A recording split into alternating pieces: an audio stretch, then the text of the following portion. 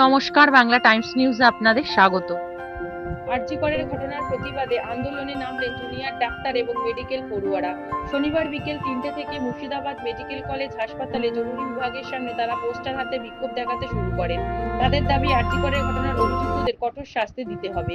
এদিন জুনিয়র ডাক্তাররা বিকেল ৩টে থেকে কর্মবিরতি শুরু করেছেন বলে তারা জানিয়েছেন।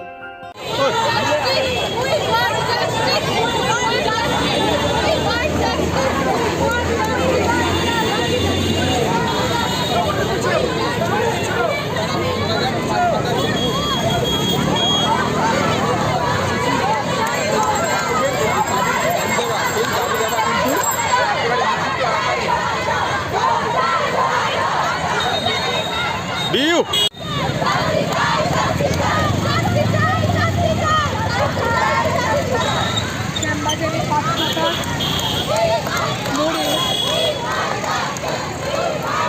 অবরোধ করেছে।